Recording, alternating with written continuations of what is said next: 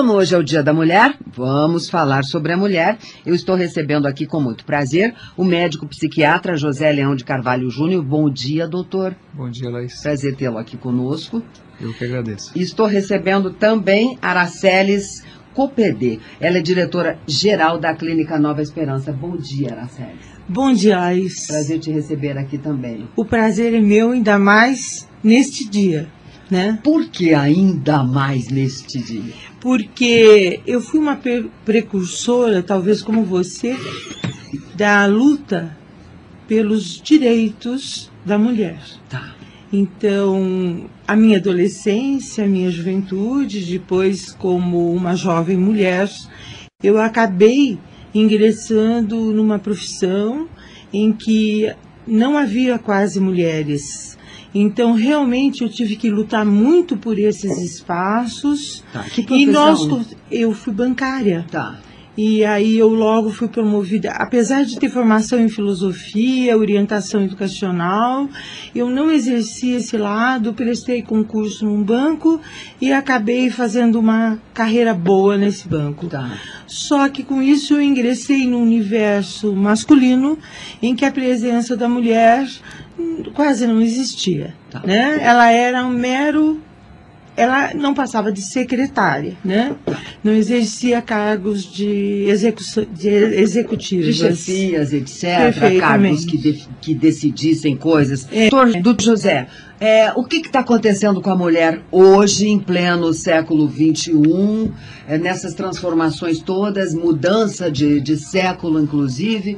Como é que o senhor vê se existe, de fato, uma diferença na essência dessa mulher moderna que está aqui hoje, executiva, resolvendo coisas, sendo independente pela sua vida, pelo menos material, profissional, etc., da mulher de 50 anos atrás? Existe como se analisar isso?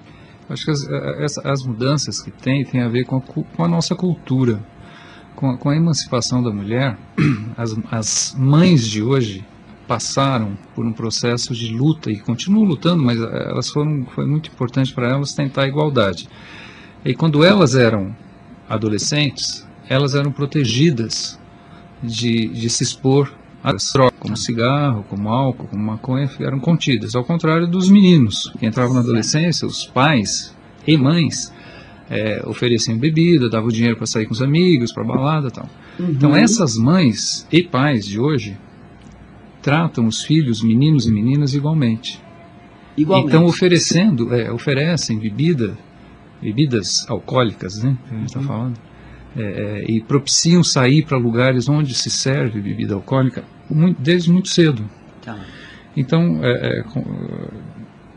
tem aumentado muito o risco de transformar a juventude, parte dessa juventude, em dependentes químicos. Ah. Só que esse crescimento é maior com as mulheres, porque elas eram mais contidas antigamente. Né? Uhum. Então essa mudança é importante. Você está falando então dos pais e mães adolescentes hoje? Sim, sim. Que foi essa geração que antecedeu, né, que foi uma geração mais presa, mas que também se fazia tudo, porque a geração dos anos 70 fazia tudo. Fazia sexo à vontade, né? Não tinha AIDS, fazia escondido. Mas fazia tudo, talvez fizesse a mesma coisa que se faz hoje. A diferença, me parece, é que hoje as coisas são mais liberadas, mas ao mesmo tempo, e por favor, me contradigam se não for verdade, a gente pega dados do IBGE e vê que nunca houve tanta adolescente grávida como há hoje. Ao par de tanta informação, a comunicação eletrônica, as redes como é que a gente fala? De relacionamentos. Então, o que acontece exatamente, doutor? As meninas bebendo muito, a gente vai para as baladas e vê um grupo de 4 meninas, por exemplo, e uma garrafa de vodka em cima da mesa, uma garrafa de uísque em cima da mesa, porque é como se elas dissessem, eu tenho dinheiro aqui no meu bolso e eu vou pagar a minha conta e bebo quanto eu quiser. E sai dali, pega o seu carro e sai dirigindo. Então, o que é exatamente isso? Será que é em função dessa emancipação ou de uma educação que mudou? Eu acho que mudou, assim, são mudanças culturais. A nossa sociedade permite, assim, não existe balada para jovens sem droga. Eles não se imaginam ir para uma balada que não tenha álcool ou outras drogas. Não faz sentido para eles. E os próprios pais, quando vão fazer aniversários dos seus filhos adolescentes, é muito comum, né, oferecerem bebidas alcoólicas para os convidados, para os adolescentes, inclusive. E a questão da sexualidade, acho que vai nesse mesmo entendimento. Então, como é propiciada essa liberdade, ou essa possibilidade de estar entrando no mundo adulto desse jeito, também na sexualidade. Cada vez mais cedo, as meninas e meninos entram em contato com a transa. Cada vez mais desinformados. Eu até gostaria de fazer uma parte, sabe? Por favor. Porque toda fase de transição na história existe dificuldade de adaptação. Tá. A mulher se emancipou. A mulher realmente ela é e sempre foi praticamente o esteio da família na questão da educação, do acompanhamento das crianças e dos adolescentes, dos filhos. Muito bem. Nós passamos por uma fase em que eu chamo que houve um psicologismo barato, em que o pai e a mãe não deveriam exercer o papel com autoridade. Eles deviam primeiro ser amiguinhos dos filhos, sabe? Então nós passamos aí umas duas décadas e meia, mais ou menos nesse sentido, que tinha que haver assim muito diálogo, mas esse diálogo era de igual para igual. Tem que haver diálogo, mas o diálogo tem que ser diferente, tem que haver uma autoridade. Quem é provedor da casa tem que cobrar. Então isso não existe mais. Tá. Então o adolescente, a criança... Mas eu não entendi muito bem o seu posicionamento. Na sua opinião, quando havia esse diálogo de igual para igual, os pais, então amigo você é meu filho, pai é pai, mãe é mãe, amigo é amigo. Então eu queria só entender bem esse seu posicionamento. Ou seja, o pai deve exercer a sua autoridade de pai e... Perfeitamente. Tá, isso que eu queria tem que ficar muito claro. Os papéis. Uma menina ou um garoto de 13 anos ou 14... não pode sair com a chave da casa. Tá. Ele tem que saber, sim, que ele vai sair quando ele for dono do seu nariz. Tá. Enquanto ele estiver dentro da casa dos pais, usufruindo de tudo que o pai lhe dá, quer dizer, o pai e a mãe são os provedores, ele vai ter que respeitar essas regras dessa casa. Eu concordo plenamente. Tá? Então, eu concordo. Essa inversão, nós não podemos, a sociedade não pode esquecer isso, porque isso é básico para a criação saudável das pessoas. Porque ninguém pode ser um indivíduo razoavelmente saudável se ele não ouvir não. Porque nós precisamos de gente que nos eduque. E para educar, nós temos que aprender a exercer a autoridade com carinho. Tá. E talvez aí é que resida a dificuldade maior, doutor. Essa geração de pais hoje, que são os pais dos tais adolescentes, que está tudo permitido, são os pais, são os filhos dos pais lá dos anos 70, dos pais hippies, que de repente estava lá no amor, a paz e amor, e muito sexo, e muito rock and roll, etc. E aquela geração lá não sabia muito bem essa diferença, né? Porque ela foi dando cabeçada para tentar chegar num resultado, Sim. né, Araceli? A transição sempre faz isso, né? Sempre faz isso. Porque muitas vezes se chega aos extremos para depois ir se equilibrando. A gente pode estudar história que nós vamos ver isso. Porque houve um radicalismo, né? Sim. Eu vivi esses anos, né? Com uma diferença sempre de 10 anos dos Estados Unidos para cá. Nós estávamos sempre 10 anos atrás, mas paz, amor, amor livre e tudo isso. O destoque, né? Isso. Seria, doutor José, a culpa, talvez, dessa geração de pais hoje, dos adolescentes, de alguns anos vazios, porque a geração que os antecedeu, que foi dos seus pais, foi a geração que justamente quebrou tabus e teve todas as conquistas e tudo mais. Depois veio aquela geração dos filhos dos anos 80, certo, tem a frustração por não ter tido grandes motivações motivações políticas, sociológicas. Será que eles que seria esse vazio que eles carregaram e que hoje eles não sabem muito bem como lidar com isso junto aos seus filhos? Porque dizem que os filhos dos pais dos anos 70 são caretas, porque os pais é que eram os malucos e os filhos são os caretas. Como é que você vê isso, doutor? Eu acho interessante pensar essas questões. Agora, não do ponto de vista de culpa, né? A gente pode até pensar, entender o que está acontecendo, mas assim, nunca foi fácil, em época nenhuma, ser pai e mãe. Ser pai e mãe.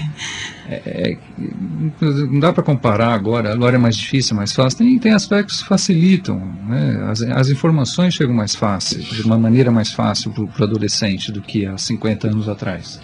Isso é mais tranquilo conversar. Mas, por outro lado, eles não querem tanto essa conversa com a gente, com os pais. Não querem. Então... Por que será que eles não querem? Será que eles acham que eles já têm informação sobrando? É do adolescente. Não, é do adolescente. Assim, assim, questionar o que é certo, o que os pais dizem que é certo ou errado, é importante na adolescência se questionar isso. Sempre foi assim. E também sempre discordar de tudo. Sim.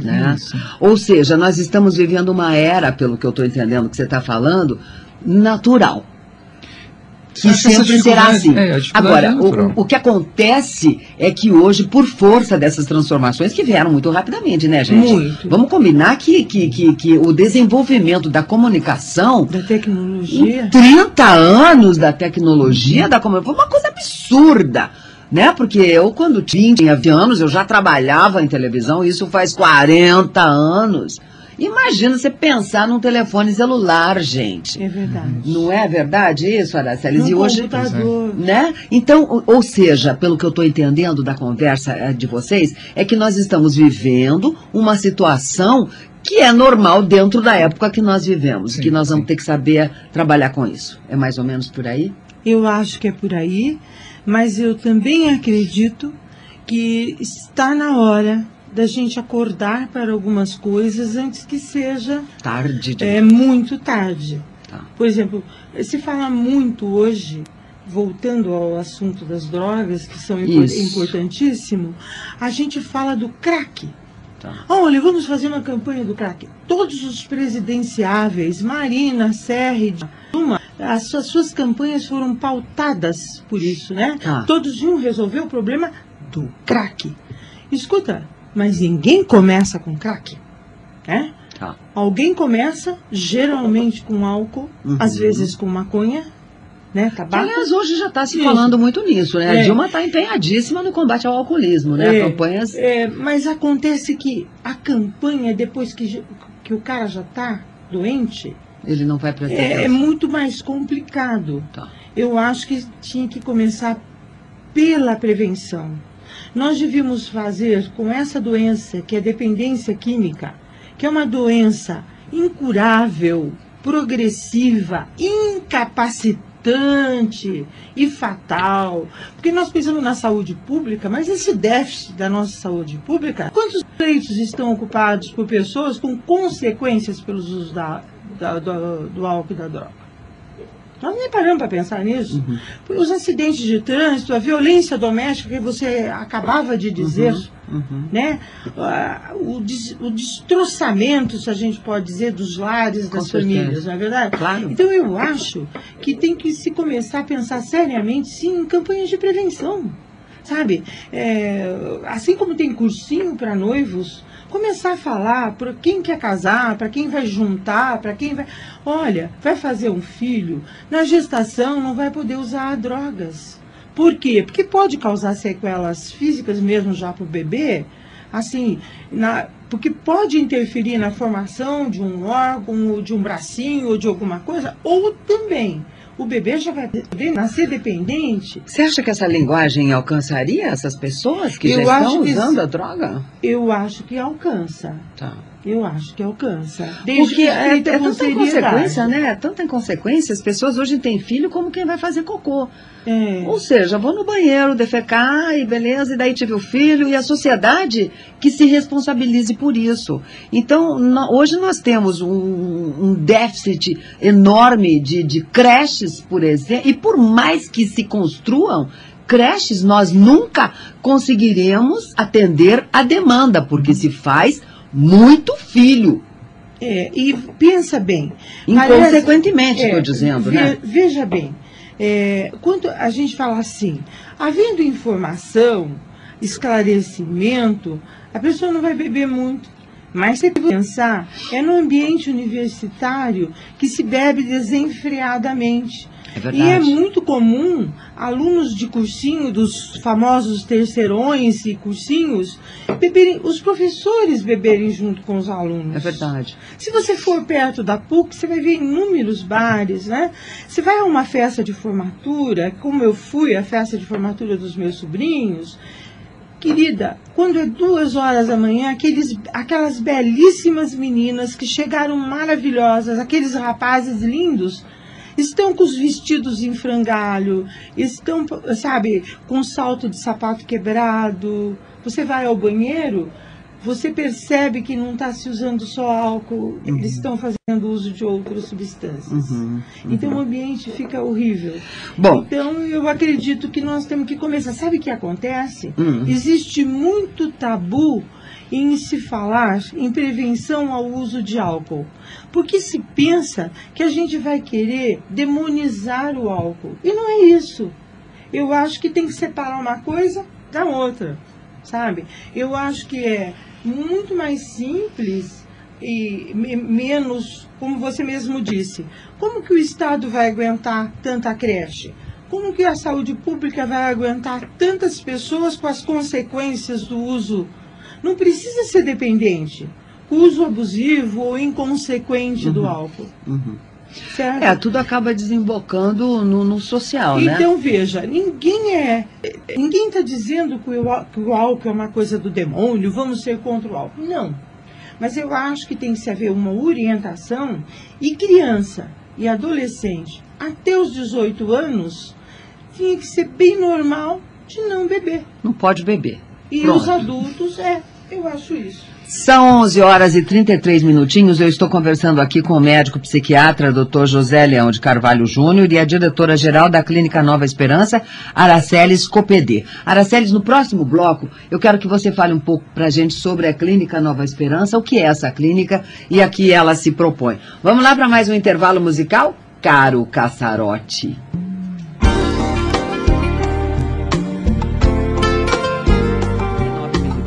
Meus convidados hoje são a diretora-geral da Clínica Nova Esperança, Araceles Copedê, e o médico psiquiatra, Dr. José Leão de Carvalho Júnior. E nós estamos falando aqui, claro, que sobre as mulheres, e um tema bastante delicado, talvez até vocês possam dizer assim, nossa, mas por que a Laís escolheu falar sobre isso justamente hoje? Porque é assim mesmo, a vida é assim mesmo. Isso faz parte da nossa vida e está aí, que são as drogas, a dependência química, não é verdade, Araceles? É verdade. E você é diretora da Clínica Nova Esperança. Explica pra gente, por favor, rapidamente, o que é essa clínica? Olha, essa clínica foi fundada por mim e pelo psicólogo Celso Massaneiro por uma razão muito, para mim, muito essencial. Tá. Eu sou alcoólatra e precisei de um internamento há 27 anos atrás. Tá. Na época só existiam hospitais psiquiátricos. Depois de um período de tratamento de quase 4 ou 5 anos, eu e o Celso Massaneiro resolvemos fundar essa clínica Nova Esperança. Para quê? Para atender os dependentes químicos e pessoas com demais transtornos obsessivos compulsivos, e para sanar. A gente procurou fazer da Clínica Nova Esperança, além de um ambiente mais acolhedor, como se fosse, ou como se for uma casa, mas a gente sempre procurou trazer o melhor na questão do tratamento. Então, veja, hoje eu tenho muito orgulho, depois de 22 anos, de ter um trabalho para o qual eu me dediquei, e o Dr. Celso também, e a gente colocou lá a nossa vida e os nossos bens materiais também. Por quê? Para manter um trabalho com essa estrutura, com os profissionais adequados e tudo isso, é uma coisa que demanda também capital, né? Claro. Mas veja, isso tudo eu quero dizer porque quando eu me internei, eu percebi grandes dificuldades das instituições em apresentar um bom programa de tratamento, de acolher melhor o paciente dependente químico. Tá. Você diz, sou uma alcoólatra, mas você não bebe mais hoje.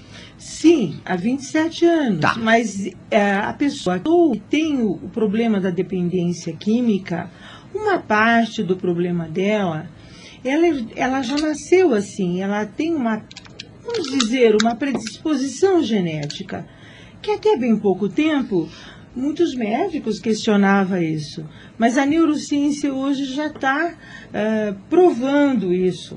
Há pesquisadores como David Linden, lá nos Estados Unidos, que já fala em uma percentagem bastante grande da influência genética na dependência química. É verdade.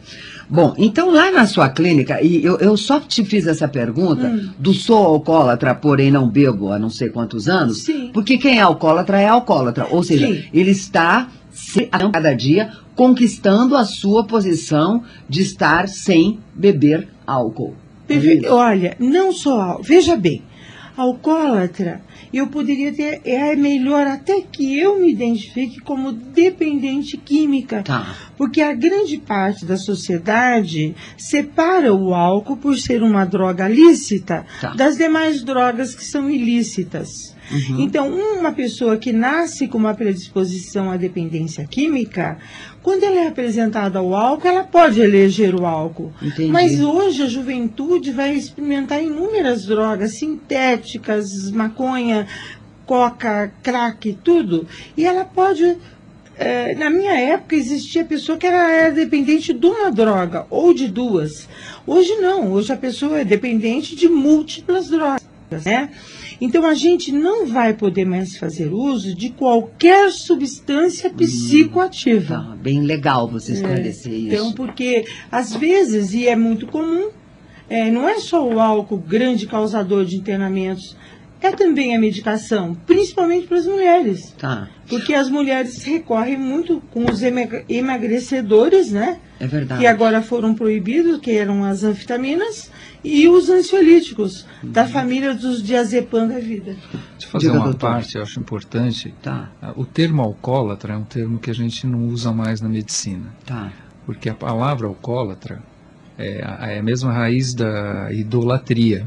Então se usava quando se tinha um enfoque desse aspecto humano, não como uma doença, mas como a pessoa escolhia e elegia a droga como algo bacana, tá, né? Idolatrava o álcool, daí a palavra alcoólatra. Ou seja, hoje usa-se alcoolismo, dependente ou dependência química, ou tá, no caso do álcool, existe a palavra alcoolismo, que significa né? doença. Isso, tá, que a doença é uma doença que a pessoa não consegue ou precisa de ajuda para não se submeter àquela droga. Sempre é doença, doutor? Como assim sempre? Quando a pessoa torna-se um dependente químico pelo álcool, ele torna-se dependente porque já existe essa predisposição genética, ou enfim, não sei de que outra origem poderia ser. Quando a gente fala em dependência, já é doença. Entendi. Mas eu falo no caso da genética também, então, é mais usual... Assim, os estudos mostram que assim, a gente não conseguiu isolar quais genes, tá, ou o gene que é alterado provoca determinada doença mental, especificamente a dependência química. Mas provavelmente tem alguma alteração que não se encontrou ainda em alguns genes que deixa aquela pessoa, aquele indivíduo, que se for exposto a um ambiente onde existem essas drogas, ela vai se tornar dependente. Tá. Porque não é todo mundo que bebe que é doente dependente químico. Claro. É mais ou menos 10% das pessoas que experimentam álcool que se tornam dependentes do álcool. Tá. 90% não fica dependente. Faz uso esporádico, abusivo, ou não. Mas assim, a doença, a dependência... que é interessante poder diferenciar isso, Sim, né, sim. doutor? Saber quando a pessoa precisa, de fato, de um tratamento Isso. terapêutico, né? Ou quando ela simplesmente tem aquele hábito de beber, porque tornou-se hábito. Existe isso. Até a pessoa que bebe todo dia. Aí ela fala, eu não sou alcoólatra, mas ela consome álcool todos os dias. Talvez ela seja alcoólatra e não alcoolista, né? Não Existe seja uma dela. diferença. É Mas interessante isso, né? mas Porque a é- gente não pensa nisso, né? Muito. Mas bem mas interessante. é uma pessoa que bebe todo dia Hum. tem um risco muito grande Tá. de desenvolver a doença, alcoolismo. Entendo. Bom, E a gente pode também, a avaliação é sempre inconsciente, porque vai alterar o comportamento da pessoa. claro. Né? Se ela tiver a predisposição ou não tiver a predisposição, o comportamento dela, ao ingerir, ao fumar, ao passar, sei lá, fazer uso de qualquer substância química, ela vai ter o seu comportamento alterado. Mas acontece que a pessoa que não é dependente, ela vai saber parar. Ela tem o limite dela, Isso. que ela conhece, E né? depois tem outra coisa. Essa substância não vai causar problemas na sua vida. Tá.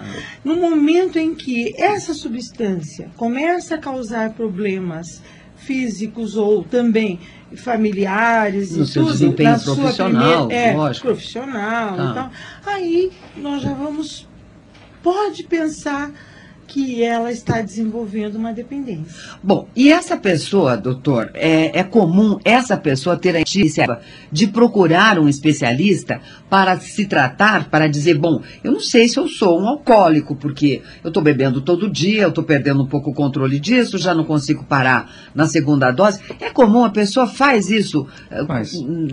Faz, mas também é comum a família levar, ou alguém conhecido que se preocupa com a pessoa levar e a pessoa não aceitar que tem. Porque o reconhecimento da doença pela pessoa é um pouco complicado, difícil, né? complicado. Ela não Geralmente aceita. ela procura quando surge uma perda muito grande ou perdas grandes na sua vida, perda no campo profissional, afetivo.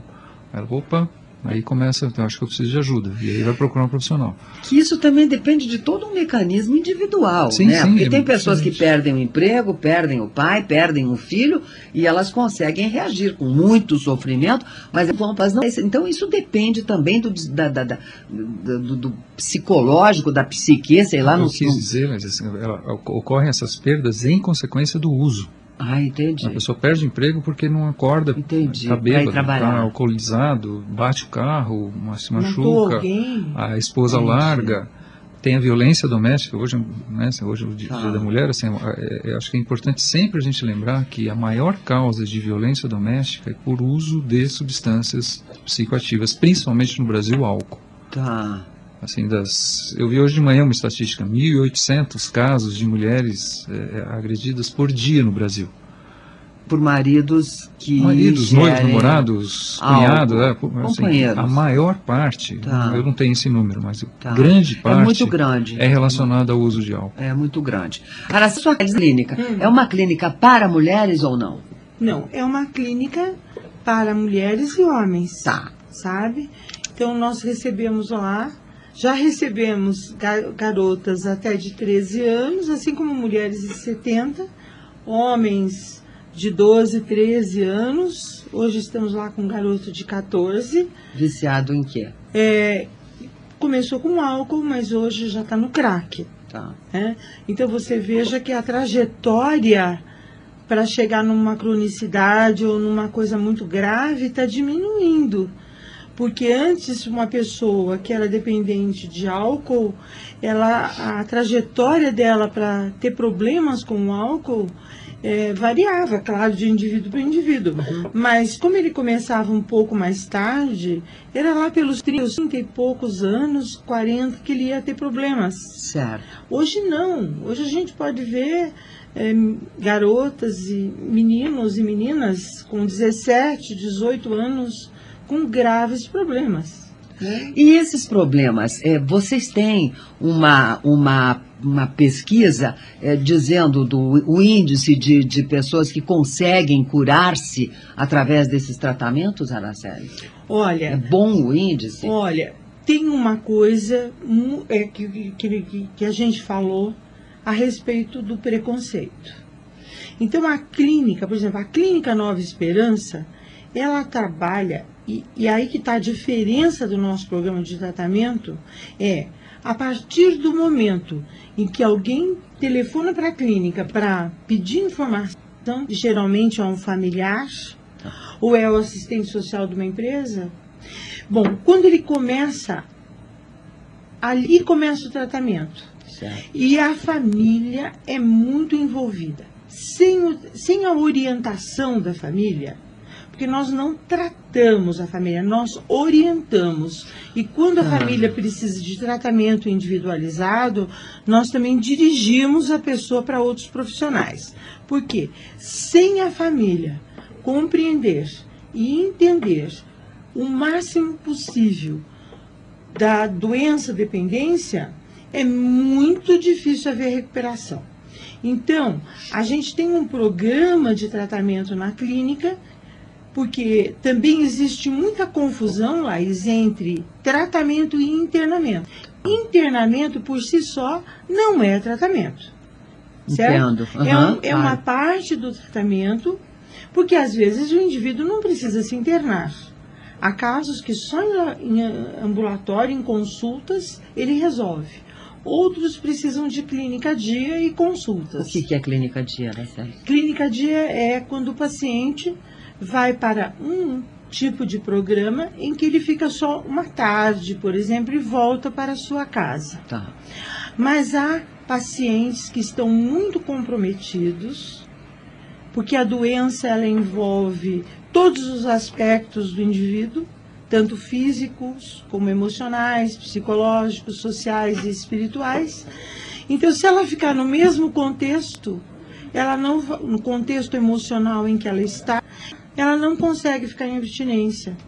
Então, ela tem que sair, a gente tem que retirá-la daquele lugar e levá-la para um ambiente neutro, um ambiente especializado, para que, à medida que ela se desintoxique da droga, ela também já vá aprendendo sobre a doença que ela tem, se identificando com aquilo e também começando a pôr para fora muitos sentimentos, muitas dores, todas essas perdas que o Dr. Leão falou, ela vai falando, vai se livrando disso, porque o dependente ele acaba se culpando de tudo, assim como ele é que tem mais preconceito em cima da própria doença dele.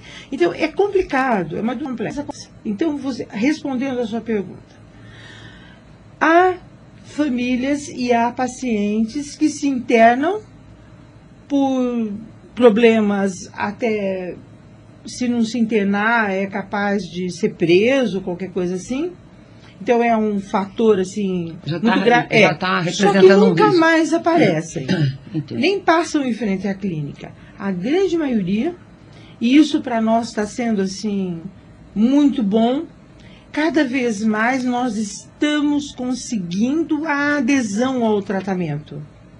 Porque o tratamento, Laís, vai de 2 a 3 anos. Então aí o paciente vai passando por outras fases e a família junto. Tá. Ou seja, a participação da família é fundamental. É fundamental. Porque, veja bem, um paciente, quando ele sai do período daquele período do tratamento que é o internamento, vai ser feito combinados com eles, seja um garoto de 15 anos, um executivo, um médico, um dentista, sei lá quem, assim, olha, fulano, você não vai ter acesso a dinheiro, você não vai usar o celular, você não vai fazer... regras com limites, porque ele perdeu todos os limites na vida dele. Certo. Então agora, para ele se tratar... Ele vai se reinserir, aprender a reinserção na sociedade. Primeiro, né? ele vai ter ele vai ter que reaprender a viver sem droga. Tá. Né?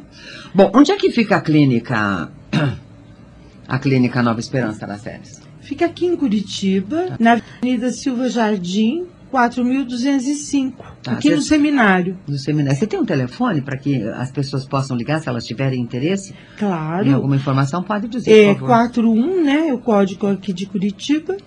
3244-4155. 3244-4155. Então, você que está ouvindo a gente, que tem problemas na família, problemas de alcoolismo, problemas de drogas, hoje em dia, infelizmente, isso parece que banalizou, né? Banalizou. Você vê na televisão, às vezes, as mães dizendo assim, não sei mais o que eu faço com meu filho, já vendi tudo, ele vende tudo e tal, e ninguém me ajuda. Ninguém me ajuda, não. Você já começou não se ajudando, né? Aquela nossa conversa lá do começo, né, Araceles? É verdade. Você começou não se ajudando, você começou não impondo limites aos seus filhos, você começou não tendo coragem de assumir a sua responsabilidade como pai, como provedor, como responsável por uma família. Mas isso sempre tem tempo, né? Tem. Né? De readquirir isso, né, doutor? Eu acho que agora, me perguntaram ontem, até foi uma emissora de televisão, qual é o seu objetivo agora de vida, Araceles?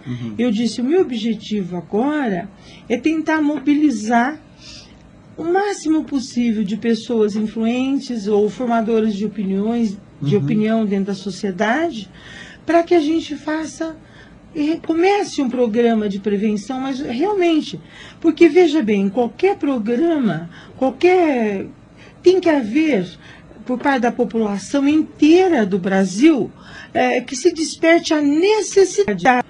Porque ninguém vai querer falar sobre álcool se não sentir necessidade. Entendi. Né? E precisa despertar na população isso. Tá. Senão qualquer programa vai ser... É interessante isso, né? Porque a sociedade pode pensar assim, bom, mas eu não tenho problema com isso na minha casa. Mas a gente convive com esse problema, quer você queira ou não. É o motorista que está dirigindo embriagado, que pode te atingir, é o profissional que pode te atender embriagado e causar um dano irremediável. Ou seja, é um problema da sociedade. Sim. Né? Da sociedade. E quem vai garantir que você não vai ter um filho dependente? Ou que você mesmo não possa se tornar. Ele já é. Né? Hoje a gente vê muito isso, essa transferência, porque primeiro a gente começou no combate ao fumo, né? Sim. Ao cigarro, ao tabaco, né? Então hoje já não se vê mais pessoas fumando dentro dos ambientes, etc. Foi uma lei que na realidade pegou. Então essa transferência até da propaganda foi para o álcool. E o que a gente vê hoje nas propagandas sobre o álcool? A gente vê mulheres.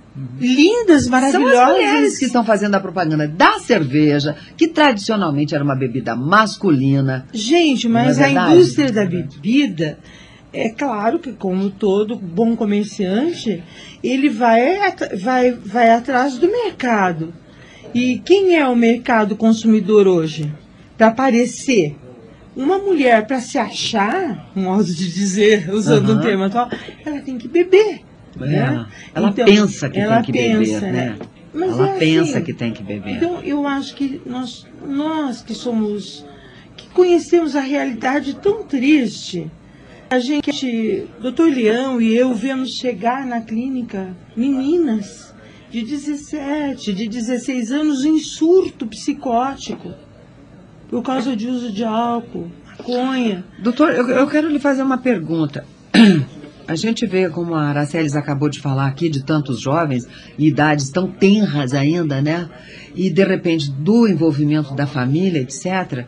Essa família, na realidade, como é que essa família se vê dentro desse universo? Quando os pais vão levar... Porque a gente tem muita notícia de pais que pegam os filhos, quando existe bastante dinheiro, vai para a Suíça, vai para Londres, vai não sei para onde...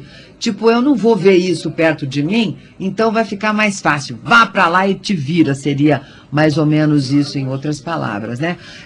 Essa família, como é que essa família se localiza dentro de uma criança, de um adolescente de 13 anos de idade que faz uso de drogas? Como é que ela se coloca na sua presença, por exemplo? Então, uma família que procura um profissional da área de saúde, um psiquiatra, ou procura uma clínica para ver o que está acontecendo com seu filho, sua filha, já está sofrendo muito. Eu acho que quando procura já é um sinal de saúde dessa família. Tá.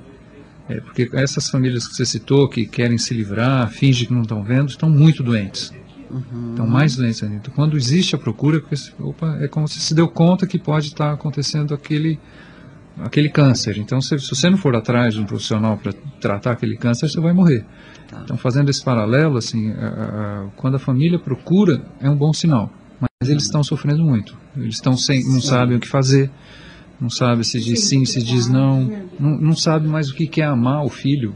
Sim. Amar é dizer sim, é dizer não, é prender em casa, é dar dinheiro. Essa família está precisando urgentemente de ajuda também. Sim, e quando ela procura, é sinal de saúde. Tá. Pior quando nem vai. É bom a gente ouvir isso, é bom que os ouvintes ouçam isso, né?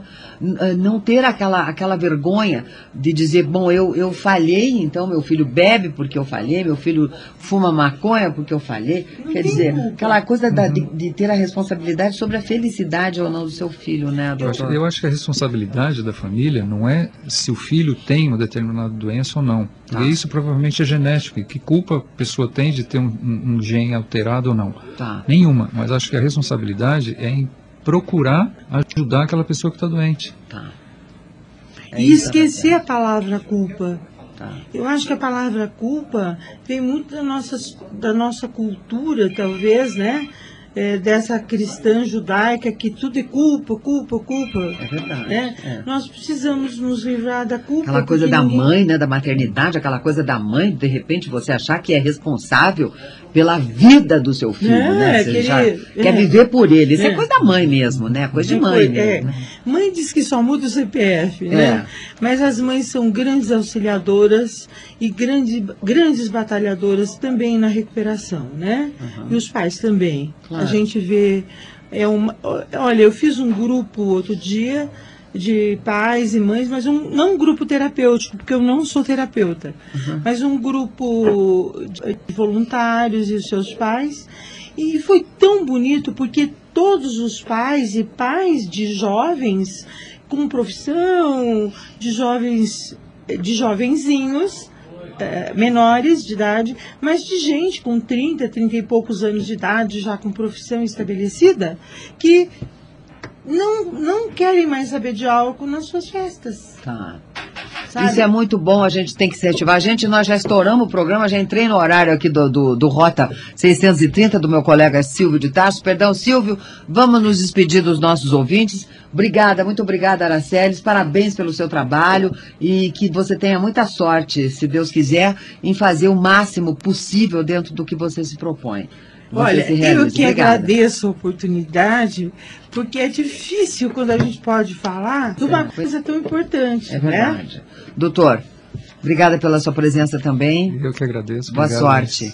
E parabenizo vocês pelo trabalho bonito. Agradeço aqui os trabalhos técnicos do Caçarote, programação musical de Laís Pires, na chefia de pauta Lucas Fernandes e Denise Guimarães, direção das rádios Adriana Sidor e direção geral Paulo Vítola. Eu sou Laís Mann, volto amanhã. Minha gente, uma boa tarde para vocês e até lá. Tchau, tchau.